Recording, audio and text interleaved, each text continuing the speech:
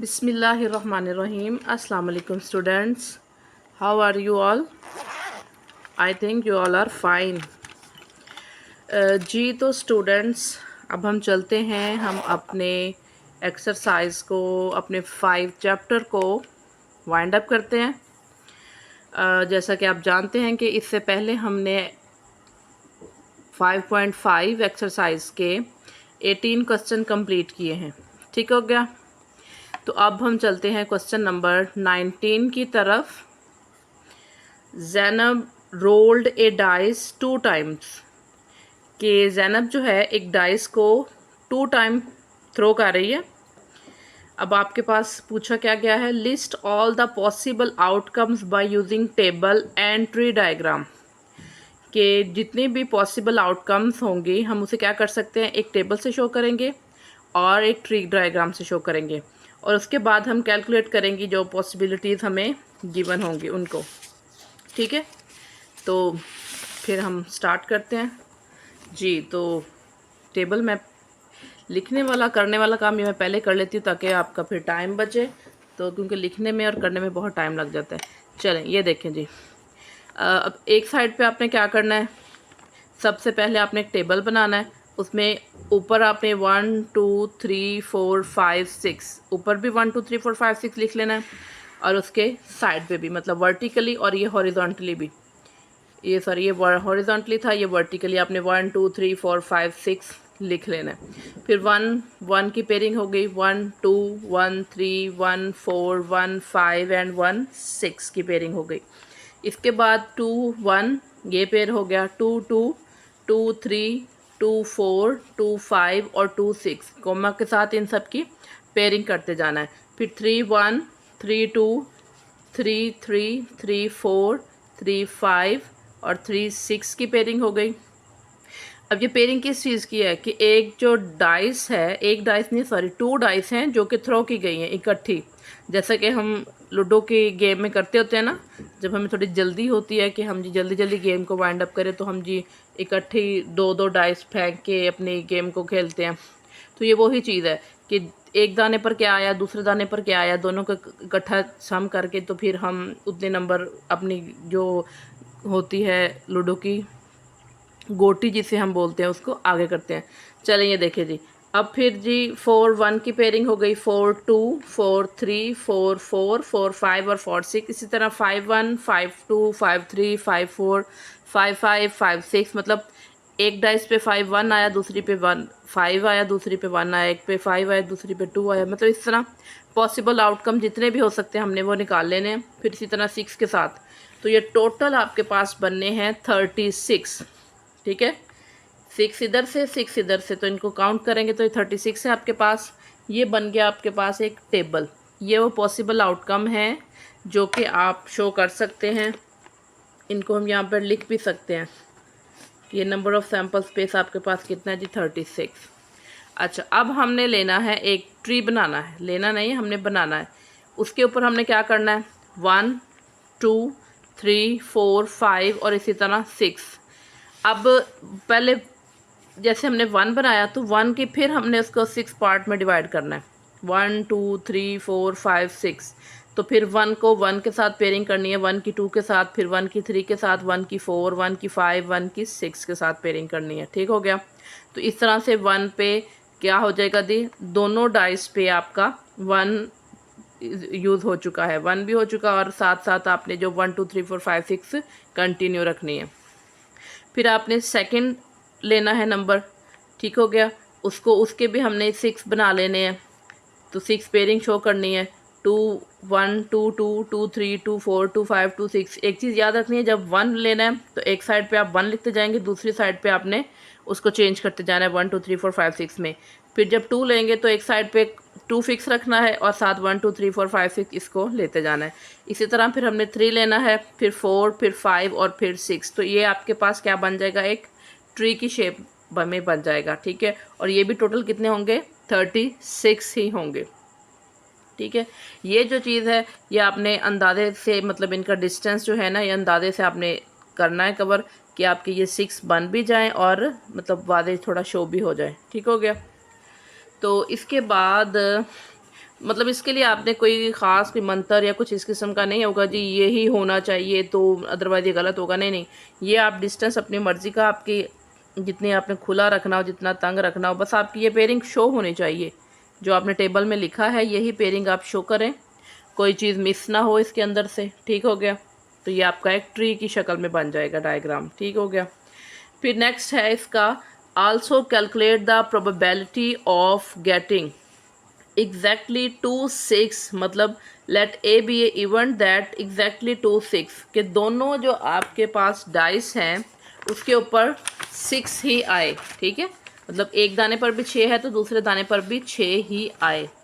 तो ये कितनी दफ़ा आपके पास ये पॉसिबिलिटी होगी, आपके पास ए 6 मतलब दोनों दानों पे 6 आए तो ये एक ही दफ़ा पॉसिबिलिटी होगी। ठीक है, तो टोटल नंबर ऑफ एस कितने हैं, 36। एन ऑफ ए क्या है, नंबर ऑफ एज हमारा भी 1 निकला। नंबर ऑफ एस क्या है, ये हमारा प्रोबेबिलिटी निकालने का तरीका है जो कि हमने इससे पहले भी किया है। सब क्वेश्चन में हम इसी तरह से प्रोबेबिलिटी निकालते रहे हैं कि नंबर ऑफ ए जो है जिसको हमने सपोज किया कि वो 6 है, उसको हम डिवाइड करेंगे total number of sample space पे। ठीक है, तो अब नंबर ऑफ़ ए आपके पास 1 है और टोटल नंबर कितना है 36, तो प्रोबेबिलिटी ऑफ ए क्या है 1/36। ठीक हो गया। इसके बाद दूसरा इसका पॉइंट है एग्जैक्टली 2 बीज के 2 6 के एग्जैक्टली 2 6 मौजूद हों। नहीं सॉरी, यहाँ पे 2 4s आएंगे कि 2 टाइम 4 जो है वो कितना है। ठीक हो गया जी, 4 दिए, गलती सीख लेगा। Let B event that exactly 2 4s के दोनों डाइस पे गिरा हो 4 हो, जैसे पहले 6 था तो अब 4 हो, तो ये पॉसिबिलिटी भी एक ही दफ़ा होगी क्योंकि जो 4 है वो एक ही दफ़ा आएगा दोनों डाइस पे। ठीक हो गया। तो नंबर एन ऑफ बी आपके पास 1 है, नंबर ऑफ सैम्पल स्पेस कितना है 36, तो वही प्रोबेबिलिटी निकालने का तरीका आपके पास है, फार्मूला आपके सामने है कि N of B divided by N of S. तो एन ऑफ बी आपका 1 निकला, एन ऑफ एस कितना है जी 36, तो इसकी प्रोबेबिलिटी भी उसके बराबर ही आई है। और इसके बाद थर्ड ऑप्शन है आपके पास, थर्ड क्वेश्चन है कि एटलीस्ट 1 टाइम 4 के जो डाइस आपने फेंका है उसमें कम से कम एक दफ़ा 4 ज़रूर आए।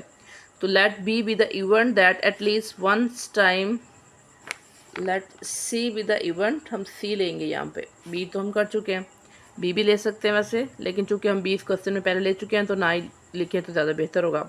ठीक है, गलती के चांस हो सकते हैं फिर। Let C be the event that at least once time 4। तो अब हमने जो हमने अपना टेबल बनाया हुआ है यहाँ से देखना है, या जो हमने ट्री बनाया वहाँ से देखना है कि कम से कम जिसमें एक दफ़ा भी 4 आए। तो ये 4 वाला ये कंप्लीट टेबल आ जाएगा, इधर से 4 1 आ जाएगा, इधर से ये वाली पूरी लाइन आ जाएगी। ठीक हो गया, ये वाली 4 की पूरी लाइन और ये वाली 4 की पूरी लाइन ये आ जाएगी। तो फिर क्या आ जाएंगे जी, हमारे नंबर शो होंगे। ठीक हो गया, 1 4 2 4 3 4, फिर 4 1 4 2 4 3 4 4 4 5 4 6 5 4 और 6 4। ठीक हो गया। अच्छा, अब एक और चीज़, मतलब मेरे माइंड में क्वेश्चन रेज हुआ कि अगर तो हम देखें इधर से भी 6 नंबर और इधर से भी 6 नंबर, लेकिन तो 12 होने चाहिए, यहाँ पर क्यों 11 हैं?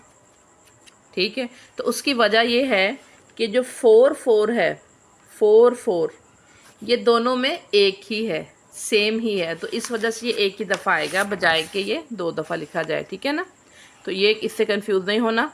तो एन ऑफ सी अब आपके पास कितना आ गया 11, एन ऑफ एस आपके पास टोटल सैम्पल स्पेस के नंबर कितने हैं 36, तो प्रोबेबिलिटी ऑफ सी आपके पास होगी जी n of C divided by N of S, तो 11/36। तो इस तरह से जी आपका क्वेश्चन नंबर 19 भी कंप्लीट हो गया है। अब हम चलते हैं जी अपने क्वेश्चन नंबर 20 की तरफ। जी, तो क्वेश्चन नंबर 20 है आपके पास, दिशान spun a spinner having 4 different colors red, green, blue and yellow once and rolled a dice once.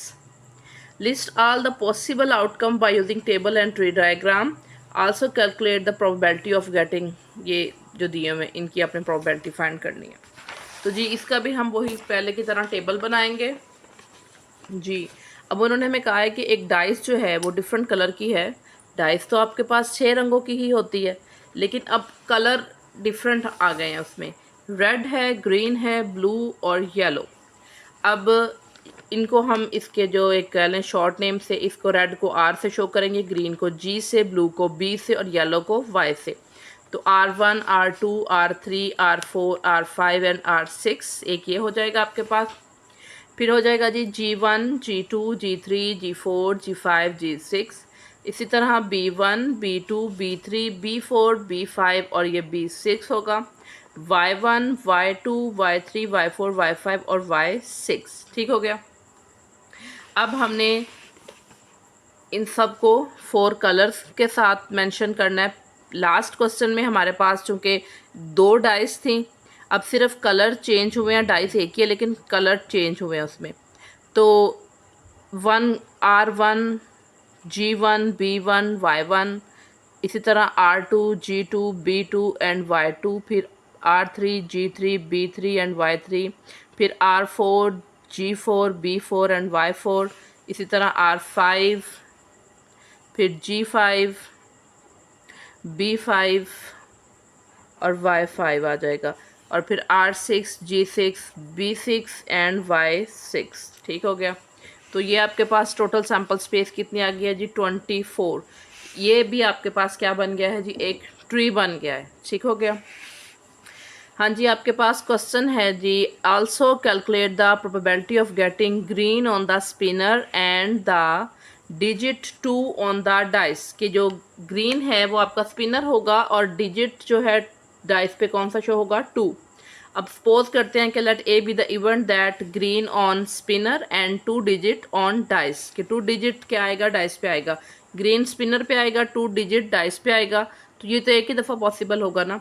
तो एन ऑफ ए इसकी कितनी होगी, 1 होगी। सैम्पल स्पेस इसका 24 है हमारे पास। ठीक है। तो प्रोबेबिलिटी निकालने का फार्मूला हमने इससे पहले भी क्वेश्चन में किया है। अब फिर आप देख लें कि नंबर ऑफ़ ए जो पॉसिबल आउटकम्स होंगे वो लिया जाएगा और total number of sample space लिया जाएगा। तो ये आपके पास क्या निकला है, 1/24। नेक्स्ट है जी बी, आपके पास ग्रीन और yellow on the spinner and green और yellow on the spinner and the digit 6 on the dice. कि डाइस पे डिजिट 6 आएगा, ग्रीन और येलो क्या होगा, वो स्पिनर पे होगा। तो इसमें आपके पास 2 नंबर आ रहे हैं। लेट बी ग्रीन और yellow on the spinner and 6 digit on dice. तो डाइस का नंबर सेम रहेगा लेकिन स्पिनर पे ग्रीन और येलो होंगे। ठीक है। तो अब आपके पास कितनी पॉसिबिलिटी है, नंबर ऑफ बी 2। तो टोटल आपके पास 24 है, तो 2/24 आंसर आ जाएगा इधर। नेक्स्ट इसके आपके पास है जी रेड और blue on the spinner and 2, 3 और 4 ऑन द डाइस। कि 2, 3, 4 क्या होगा, डाइस के ऊपर आएगा। Let's see with the event that red और blue on the spinner and digit 2, 3 और 4 ऑन डाइस। कि डाइस के ऊपर ये नंबर होंगे R2, R3, R4, इसी तरह B2, B3 और B4, ये वाले पेयर हम उठाएंगे। तो सैम्पल स्पेस हमारे पास 24 है total number of sample space. और एन ऑफ सी आपके पास क्या आ गया, नंबर ऑफ पॉसिबल आउटकम्स कितना आ गया जी, 6, 1, 2, 3, 4, 5, 6। तो प्रोबेबिलिटी ऑफ सी क्या निकलेगी, n of C divided by N of S, वो क्या है जी 6/24। तो इस तरह से आपका 19 क्वेश्चन भी कंप्लीट हुआ, 20 क्वेश्चन भी कंप्लीट हुआ। अब हमारा लास्ट क्वेश्चन है एक्सरसाइज 5.5 का जी। तो क्वेश्चन आपके सामने है, Saima wants to eat ice cream. Wow, कि साइमा जी आइसक्रीम खाना चाह रही है। There are 3 flavours of ice cream. कि आइसक्रीम के 3 फ्लेवर हैं, mango, strawberry and pistachio. Each flavour has 3 size, small, medium and large. के हर फ्लेवर के 3 साइज़ हैं, स्मॉल, मीडियम और लार्ज। ठीक है। पहले तो हमने क्या करना है जी, इसका एक पॉसिबल आउटकम्स का एक टेबल बनाना है और ट्री डायग्राम बनाना है, और उसके बाद फिर हमने उसको कैलकुलेट करना है। जी, तो सबसे पहले हम यहाँ पे टेबल बनाएंगे। एक साइड पे हम टेबल में फ्लेवर को मेंशन करेंगे, जो कि मैंगो है उसको MG से शो कर रहे हैं, स्ट्रॉबेरी को SB से, पिस्ताचियो को PH से, और साइज़ के बाद हम लिख रहे हैं स्मॉल, मीडियम और लार्ज। तो MGS, MGM मतलब mango small, mango medium and mango large, फिर strawberry small, medium, large, pistachio small, medium और लार्ज। ये हमने आइसक्रीम के फ्लेवर और ये मेंशन कर दिया उसका साइज़। यहाँ पे हम ट्री बना रहे हैं। हाउ नाइस, ठीक है, पता नहीं आपको लगा कि नहीं, लेकिन इट्स नाइस रियली। जी, तो हमने मैंगो, स्ट्रॉबेरी और पिस्ताचियो कर लिया। इसके बाद हमने तीनों उसके साइज़ जो है वो मेंशन कर दिए, स्मॉल, मीडियम, लार्ज। पहले मैंगो के देख लिए, फिर स्ट्रॉबेरी के और फिर पिस्ताचियो के, और total number of sample space आपके पास बना है जी 9। ठीक हो गया। अब हम अपने क्वेश्चन की तरफ चलते हैं। एक इसका पार्ट हो गया कि टेबल भी बनाएं और ट्री डायग्राम, ये हमने बना ली है। फिर उन्होंने कहा जी कैलकुलेट करें mango flavour with medium size, के मैंगो का फ्लेवर हो और हो जी medium size. Very nice, mouth is watering.